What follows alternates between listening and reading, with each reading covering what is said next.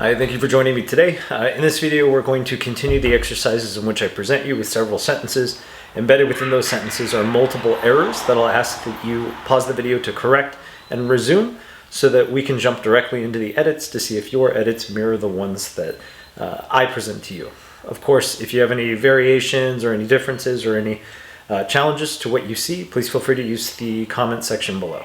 All right, let's go ahead and get started in looking at our first sentence, which reads, "Hey, look at these. It's a Canadian 50-cent piece from 2000. Again, it says, "Hey, look at these. It's a Canadian 50-cent piece from 2000. Please pause the video and make any and all corrections that you can identify or you feel like you were able to identify. And again, resume so that we can correct it together."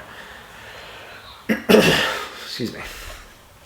All right, so starting first, we always want to scan the beginning. I can see that it is capitalized as it should be, therefore it's fine. "Hey, look at these" implies that we're referring to multiple objects. However, let me switch my writing tool really quick.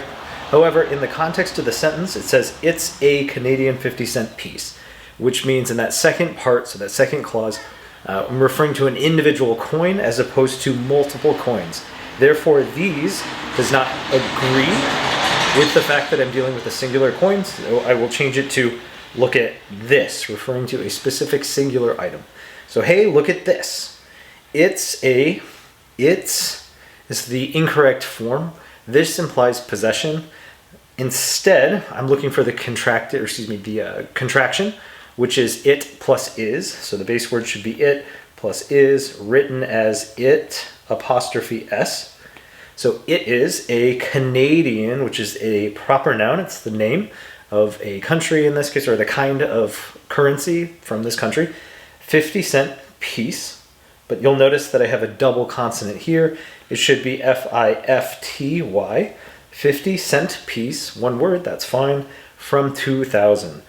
Period. We're going to go ahead and end it with a period. If, however, you decided that you wanted to continue that enthusiasm that we've seen in the first part of the sentence, you can also include an exclamation mark. However, if it's an exclamation mark slash, meaning one or the other, period, that's fine as well. All right, let's go ahead and dive into our second sentence, which reads, oops, went too far. Booker T. Washington was born into slavery on April 5th, 1856 on a farm in Virginia. Again, please pause the video, make any and all corrections, and resume when you're ready. Gosh, excuse me. All right. Booker T. Washington is a proper noun. It's the name of an individual. It is spelled correctly. However, I am abbreviating the middle name. Anytime you have an abbreviation, you want to follow that with a period. So Booker T. Washington was born into slavery on April, which is the name of a month. Therefore, it needs to be capitalized. It's a proper noun. April 5th, you want to separate the day with a comma from its year. So April 5th, comma, 1856 on a farm in Virginia. Virginia is the name of a state, which is capitalized since it's a proper noun, and it ends in a period. All right, we are good to go. I do not see any other issues within the sentence. All right, let's continue on to our third sentence. In the sentence, which reads, "Even though he may be extremely strict, Mr. Susskind is a kind, intelligent person." It does help to read the sentence aloud to yourself, again, if you need to, just to listen to those intonation points, so the changes in your voice that would suggest to use a pause or insert a pause and so on. Go ahead and pause, make your corrections, and resume when ready. Okie doke.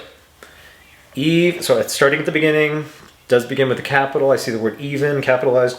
Even though he may be extremely strict, and some of you may have thought to make maybe a compound word, a singular word. This is more of a maybe in the sense that you are trying to make a determination.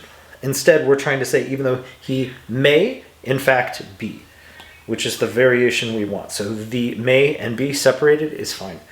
Even though he may be extremely, you'll notice that we have a double vowel. This is not necessary. This is actually one too many, so it should be extremely strict. Mr. Susskind, Mr. being his title, is capitalized. That's fine. However, it's an abbreviated title. So therefore, you will need to insert or add a period following the end of that abbreviation. Suskin is his surname or last name. It's a proper noun. It's capitalized. It's fine. Is a kind, intelligent person. You'll notice that kind follows a pause. Or, excuse me, let me repeat. So Suskin is a kind, pause, intelligent person. So reading it aloud to myself, I hear a natural pause. To showcase that, I will incorporate a comma. A kind, comma, intelligent person, period. I am producing a general statement.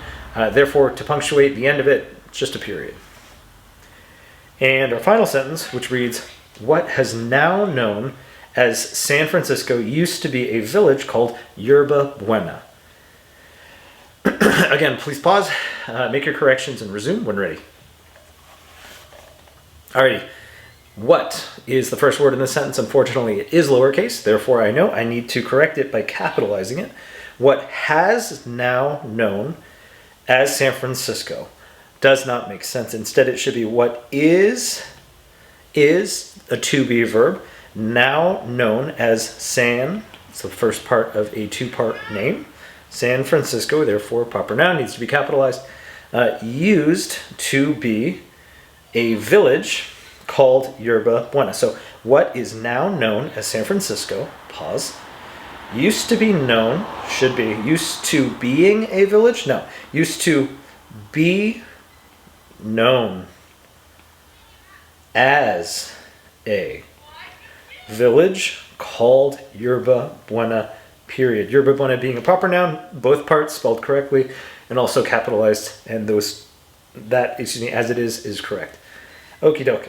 So those are the 4 sentences that we have corrected together today.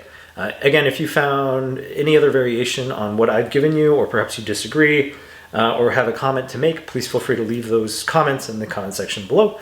Otherwise, it would be a huge boon to this channel if you would subscribe and also like the video if you found it helpful. It does aid in the YouTube algorithm and help broaden my reach. All right, have a good day, and I look forward to the next exercise.